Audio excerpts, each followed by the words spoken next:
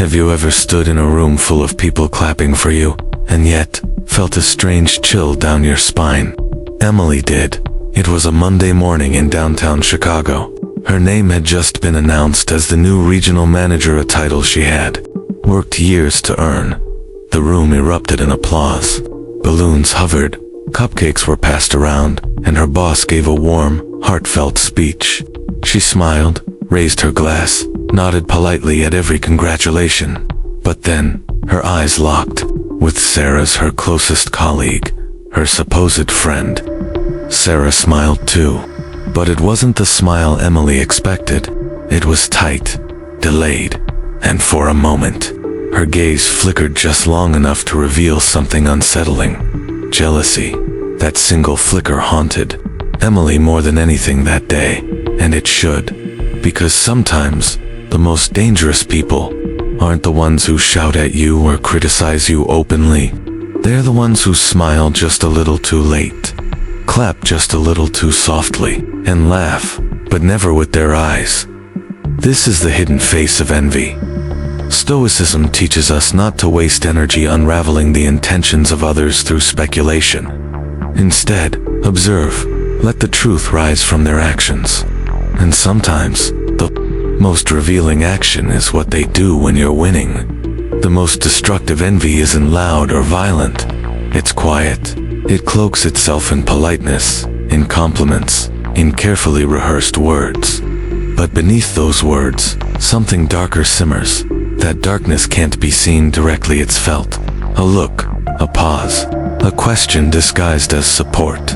Are you sure you're ready for this role? Or worse, the praise that's too perfect. You totally deserved it. I mean, finally. Why does this matter? Because many of us keep these people close. We call them friends. We confide in them. We invite them into our victories and, unknowingly, hand them a front row seat to our downfall. Envy wrapped in kindness is lethal. And it's not always about malice.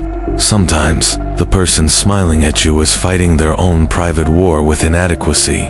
Your success becomes their trigger. Every milestone you hit reminds them of the distance between your path and theirs. And instead of working on themselves, they work on resenting you quietly, consistently. So how do we spot this subtle threat? Begin with presence. Become deeply aware in moments of celebration. Who shows up fully? Who hugs you like they mean it? Who's the first to toast your win and who lingers in the shadows? Their energy will tell you. Their eyes will tell you. You just have to look. And when you look, don't justify. Don't excuse. Don't say, maybe they're having a bad day.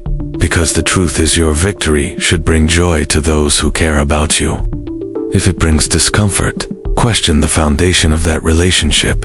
This isn't about cutting people off harshly. It's about being honest with yourself. You don't need to hate the envious, but you must protect your peace. Stoicism is not about being indifferent. It's about being anchored, calm/clear-eyed, and brave enough to see people for who they are, not just who they pretend to be. So the next time you celebrate a win, don't just count the congratulations. Pay attention to who steps into your joy and who hesitates. Who stands with you effortlessly in, who wears the mask of kindness. Because sometimes, the most dangerous smile is the one that hides a wound aimed at you. If this resonates with you even just a little, take a moment to subscribe to this channel. Your support gives us the strength to keep making content that empowers, awakens, and protects the parts of you that matter most. And now, let's make it personal. Quick question for you. If you had a friend who always praises you in public, but rarely supports you in private, what would you do? A. Keep them close. They're still a friend, after ALL. B. Step back and observe. More carefully, they may be hiding something. Comment your answer below with A or B. And let's see how self-aware this community really is. Jonathan believed in words. As a founder in Austin's buzzing tech scene, he built his startup with big dreams and even bigger promises, many of them exchanged late into the night with his co-founder, Eric. They called themselves brothers, soul partners, in innovation. No matter what happens, we've got each other, Eric once said.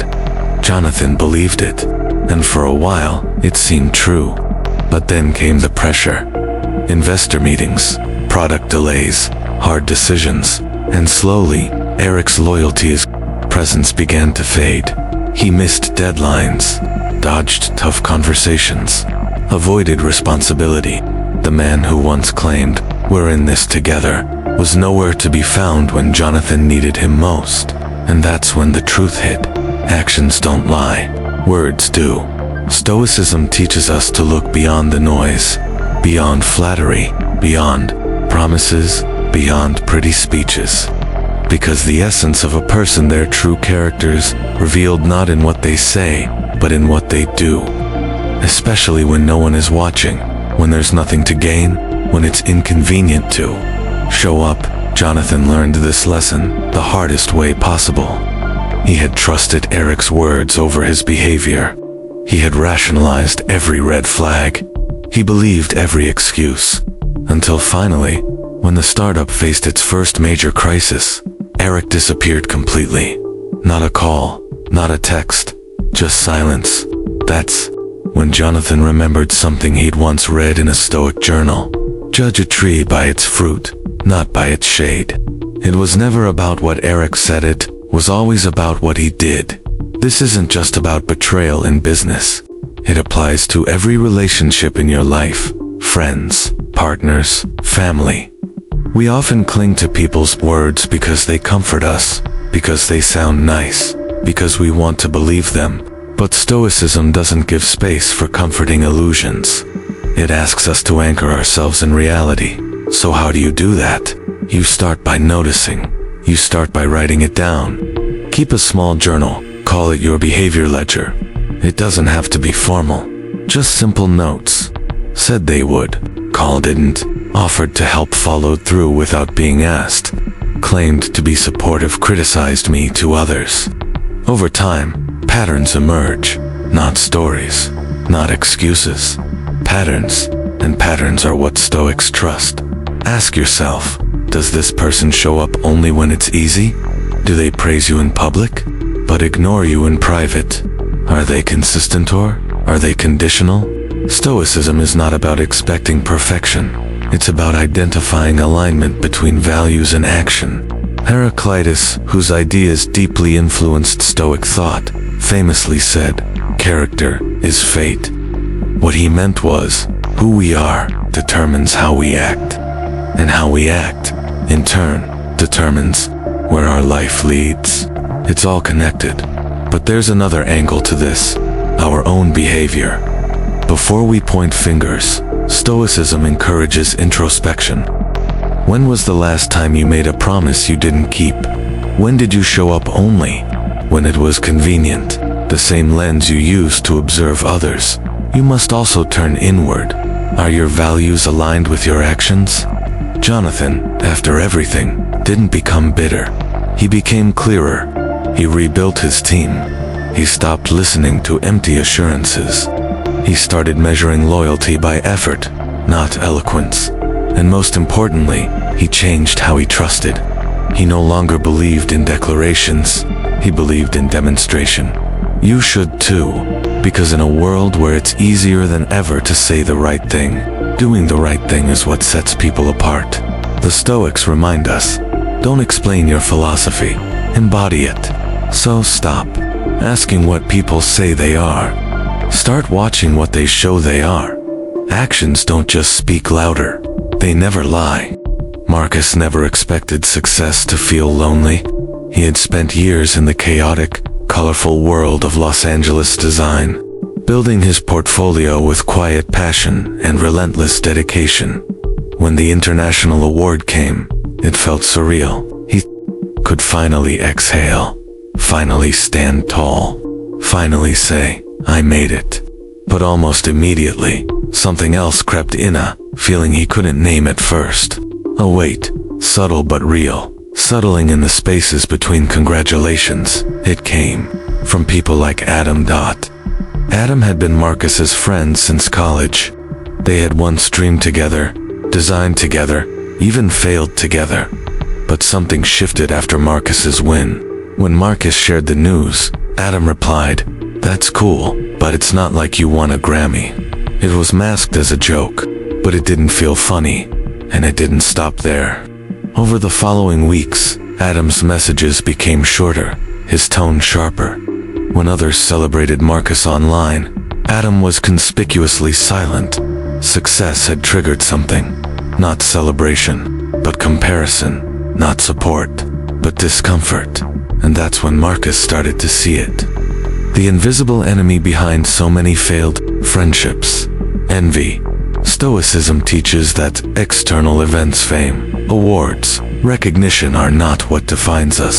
What matters is how we respond, not just to failure, but also to success.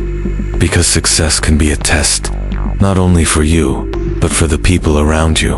You see, when you rise, people around you are forced to confront their own reflection.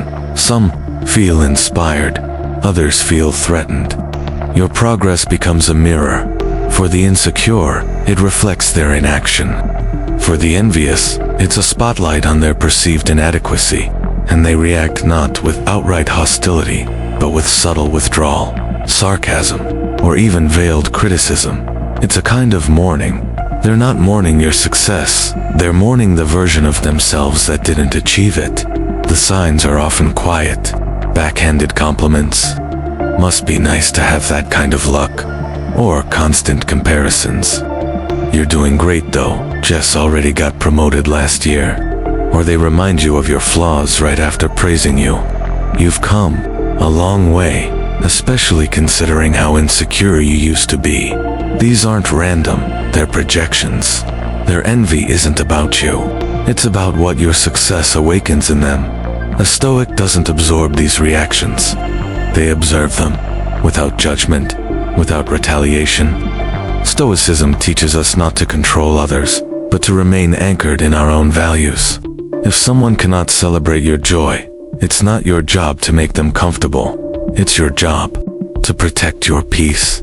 Marcus realized this in a moment of solitude. He sat alone one night, reading from Meditations by Marcus Aurelius. One line stood out. The opinion of 10,000 men is of no value if none of them know anything about the subject. In his case, he rewrote it silently in his mind. The applause of others means nothing if it's rooted in resentment. That became his turning point. He stopped seeking Adam's approval. He stopped shrinking his success to make others feel better. He started focusing on the people who showed up with genuine joy, the friends who didn't need to compete, the mentors who shared his win like it was their own. But more importantly, he forgave Adam not out loud, not with a dramatic farewell, but internally, quietly, compassionately, because envy is a human weakness. And Stoicism, at its core, teaches us to rise above, not just external praise, but also the pain others carry. Success will always test relationships.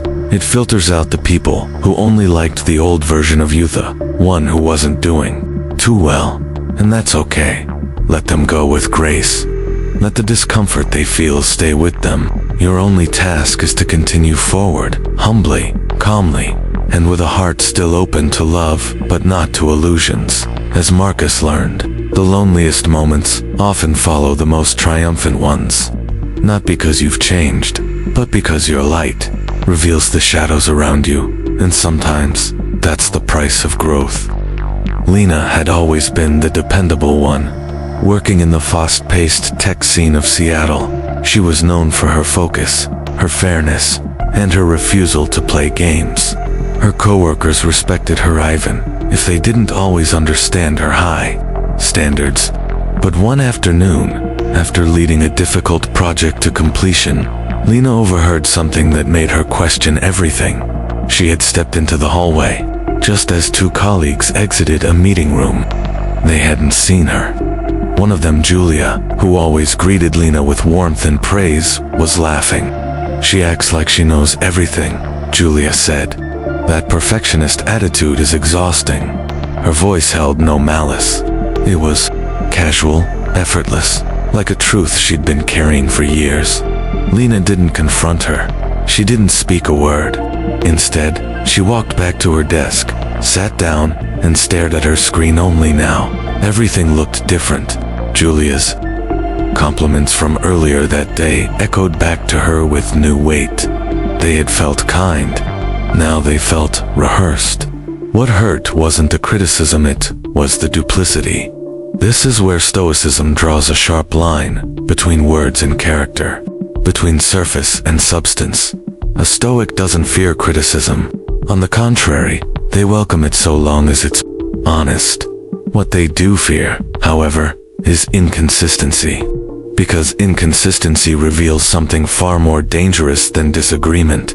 It reveals a split between who someone claims to be and who they are when no one's watching. People who change their tone with the room, who adjust their personality like a costume, who flatter in the light but whisper in the dark. These are the people a Stoic learns to watch, not with paranoia, but with clarity. Consistency isn't about always agreeing or being cheerful.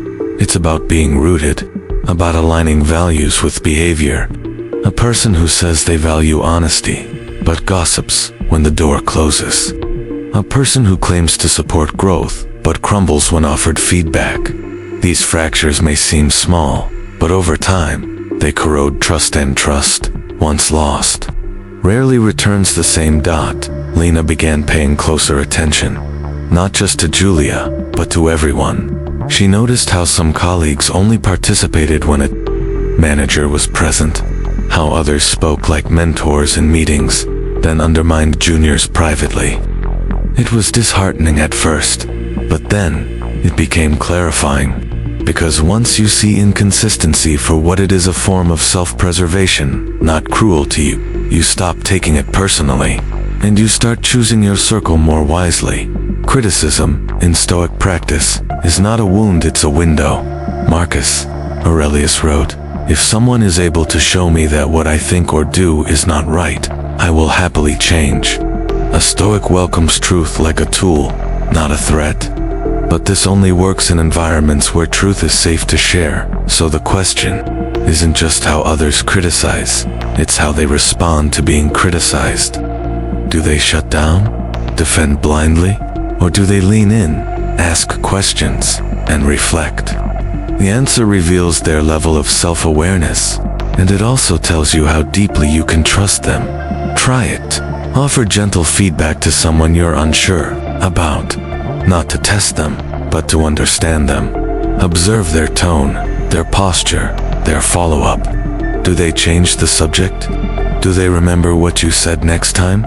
Stoicism isn't about labeling people. It's about learning who you're safe to be honest with. Lena, in time, didn't cut Julia off, but she stopped confiding in her. She adjusted the boundary not out of anger, but wisdom. She still smiled, still collaborated, but her heart retreated, quietly, firmly, because trust, once bent, rarely straightens. Stoic resilience is not about isolation, it's about discernment. We do not close ourselves off from the world, but we learn to move through it with clear eyes, and even clearer expectations. People will fail us. That's not the tragedy. The tragedy is when we pretend they haven't. Consistency, integrity, the courage to stand the same in every room. These aren't lofty ideals, they're survival skills in a world that often rewards masks more than authenticity, but not you. If you're walking this path of truth, clarity, and inner peace, then every moment of inconsistency you notice in others isn't a curse, it's a compass, pointing you back to the kind of person you've chosen to become. Dylan didn't think much of it the first time. Nate, his old college roommate, and now longtime friend, had said, "You're doing great. Man, though Sam got his department chair position last year." It was casual, tucked into a conversation, over coffee in Denver, a throwaway comment, maybe even a joke. But it stuck. It lingered. Then it happened again, and again. Whenever Dylan mentioned something he was proud of, whether it was a successful lesson plan, a thank you note from a student, or being invited to speak at a local education panel, Nate had something to compare it to. Another friend doing better, A story to one-up the moment. Praise, followed by a subtle undercut. At first, Dylan brushed it off as bad timing, but eventually, it became impossible to ignore. And what hurt wasn't the comparison itself, it was the intention behind it. Nate wasn't celebrating, he was measuring. And Dylan had become the scale. Stoicism teaches that our peace is not determined by what others say, but by how we respond. But it also teaches discernment, and the truth is, not all support is real. Not all compliments are clean. Sometimes, what sounds like admiration is simply someone trying to stay ahead, trying to protect their ego in the face of your growth. This is the poison of comparison. It's not always shouted, it often comes in whispers, in smirks, in the awkward shift in tone when the subject turns to your progress, and it's often wrapped in the disguise of friendship. Nate never said, "I'm jealous of you." He didn't have to. His comparisons said it for him. His tone said it. The energy in the room shifted every time Dylan mentioned something good happening in his life. The silence grew louder. The praise grew thinner. The contrast grew sharper. Stoicism doesn't tell us to attack these people. It teaches us to observe, carefully, and without judgment. So Dylan began to notice more. The way Nate's compliments sounded rehearsed. The way he never asked follow-up questions when Dylan shared exciting news. The way he only seemed emotionally invested when the conversation turned to someone else's struggles, not success. These were subtle signs, but once seen, they couldn't be unseen. Flattery, in its dishonest form, is another form of deceit. It's often wielded by people who feel threatened, but don't want to show it. It's a way to keep appearances without showing true support. And over time, it becomes obvious. Flattery lacks weight. It's sugar without substance. It's surface-level praise with no emotional follow-through. So how do you tell the difference between genuine admiration and manipulative flattery? Pay attention to the energy. Do they celebrate you when no one's watching? Do they remember the small wins? Do they show up when it's inconvenient? Only when your spotlight can shine on them too. And perhaps even more revealing, how do they react to their own failures? This, more than anything else, shows character. When someone stumbles, do they own it? Learn from it? Or do they look for someone to blame? Do they turn their frustration into reflection or into projection? Dylan watched Nate closely during one of his job transitions. Nate had lost an opportunity he really wanted.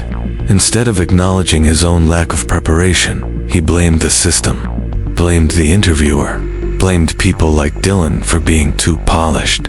That was the final clue. Nate wasn't just envious, he was unwilling to grow, and that made the friendship unsustainable. Stoicism doesn't preach perfection. It welcomes failure as long as it's met with humility, because failure is the mirror that shows us who we really are. And those who avoid that mirror often end up resenting those who face it bravely. In time, Dylan stepped back, not with drama, not with resentment, just space. He stopped oversharing. He stopped looking for Nate's approval. He started investing more in people who didn't need to measure him to feel secure, and slowly, he found peace. The comparisons stopped hurting. The flattery stopped confusing. The silence stopped feeling empty. Because once you start seeing clearly, you stop mistaking noise for support, and that's the real Stoic lesson. Don't fear what others think of your wins or your failures. Fear only losing the connection to your own integrity. Stay grounded in what's real. Be generous with your joy. Be open with your flaws. And let others reveal themselves not by what they say, but by how they respond to both. Noah had always prided himself on being rational. Living in New York and working in a high-pressure corporate environment, he leaned on data, logic, and analysis for everything. Decisions were based on facts, not feelings. That was his armor. But when Liam joined his department, a new hire with charm, confidence, and the kind of polished charisma that made everyone instantly trust him, something inside Noah stirred. It wasn't jealousy. It wasn't even dislike. It was something subtler.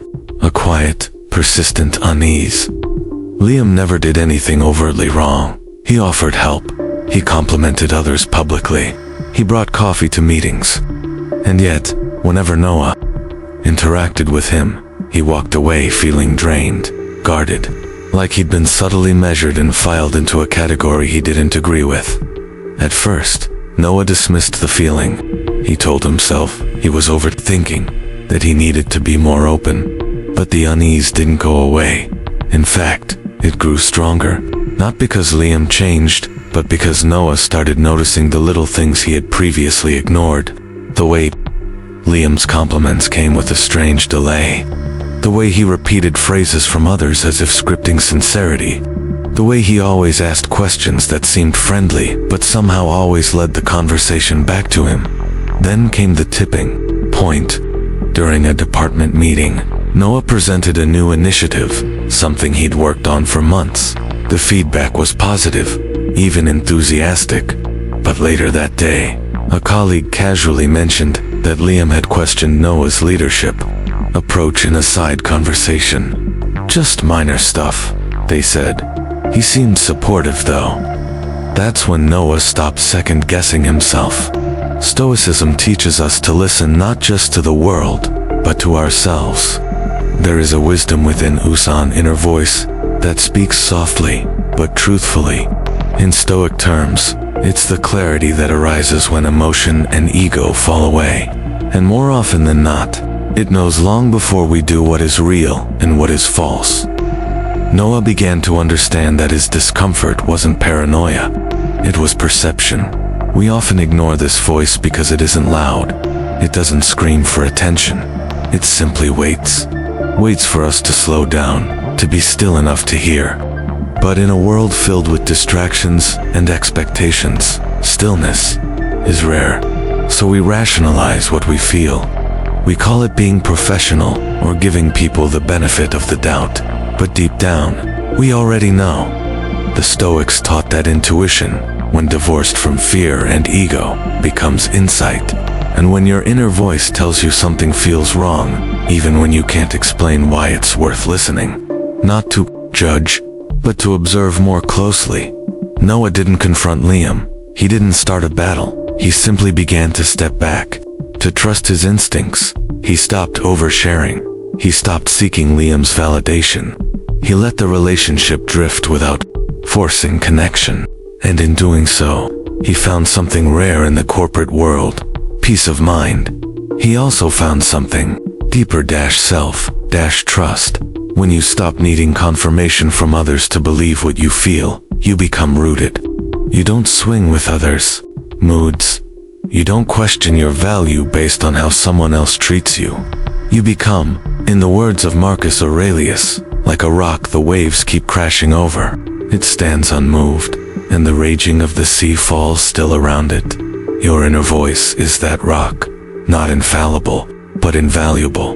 There will always be people, like Liam, people who wear masks, who play the long game, who say all the right things but mean something else entirely. They aren't necessarily malicious, but they are unclear. And unclear people create cloudy emotions. Stoicism calls us to clarity, to simplicity, to a life where we are not constantly decoding others, but standing firm in our own knowing. To cultivate this trust in yourself, build space for silence. Practice 5 minutes of stillness each morning. No phone, no noise, just breath and awareness. Ask yourself, where do I feel most at ease? Where do I feel tension? Who brings me peace and who makes me shrink? The answers come not in words, but in feeling. And once they do, honor them. Your soul doesn't lie. No one never became enemies with Liam, but he never let him in, either. And that boundary, quiet and unspoken, was an act of radical self-loyalty. In the end, Stoicism is not just about how we handle chaos, but how we protect our calm. Not just about how we endure hardship, but how we choose who gets to sit at our table. And in that choice, your inner voice is your most honest guide. Listen to it. It already knows. Emily, Jonathan, Marcus, Lena, Dylan, Noah. 6 different lives, 6 different stories, and yet one invisible thread connects them all.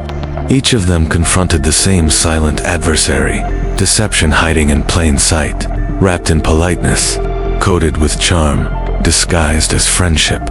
Not one of them was taken down by loud betrayal or open attacks. No, the danger was always quiet or found in the hesitation behind a smile, the applause that lacked sincerity, the compliment laced with comparison. Emily realized it the moment she looked into Sarah's eyes and saw envy instead of celebration. Jonathan saw it when Eric, his once loyal business partner, vanished under pressure despite promising he'd always be there. Marcus felt it when Adam, his old friend, couldn't celebrate his success without turning it into a competition. Lena discovered it when Julia, her trusted colleague, praised her in meetings but mocked her in private. Dylan recognized it in Nate's constant comparisons that chipped away at his confidence. And Noah, rational, composed, Noah finally understood that his unease around Liam wasn't paranoia. It was wisdom. It was intuition. It was truth. What did they all do? They observed. They didn't confront with rage. They didn't spiral into bitterness. They didn't gossip, retaliate, or seek revenge. They did what Stoic philosophy has taught for over 2,000 years. They looked inward. They listened. They adapted. They chose peace over pretense, boundaries over blind loyalty, and clarity over chaos. They didn't just walk away from toxic dynamics, they walked closer to themselves. And in doing so, they uncovered the one truth most people spend a lifetime avoiding. Not everyone who smiles at you wants to see you win. Some people are only loyal to your lesser version, the one who doesn't shine too brightly, doesn't rise too quickly, doesn't challenge their sense of self-worth. When you grow, they shrink. When you shine, they squint. And when you succeed, their silence speaks volumes. But there is immense power in knowing this, because when you finally stop seeking validation from the wrong people, you open yourself to deeper connections with the right ones. When you stop forcing loyalty from those who resent your progress, you make room for those who truly champion your growth. You become lighter, stronger, clearer, and you begin to trust the quiet signals your soul has always tried to show you. So, what's the lesson in all this? Here it is. Your peace is sacred. Protect it. The people who truly love you will not flinch when you rise. They will not grow distant when you win. They will not cheer for you with hollow words and hidden bitterness. They will celebrate your success like it's their own and stand by you even when it's not convenient. If you sense envy behind kindness, don't explain it away. If someone's actions don't match their words, believe the behavior. If your gut tells you something's wrong, it probably is. You don't need permission to walk away from confusion. You don't need proof to protect your peace. The Stoics teach us that the goal is not to avoid pain, but to face it with wisdom. Not to control others, but to control ourselves. That starts with knowing who we allow into our space, into our mind, into our heart. So now I ask you, what will you do with this? Will you start paying more attention to what people do, not just what they say? Will you dare to create boundaries where you've kept walls wide open? Will you listen to your inner voice, not just the loudest one in the room?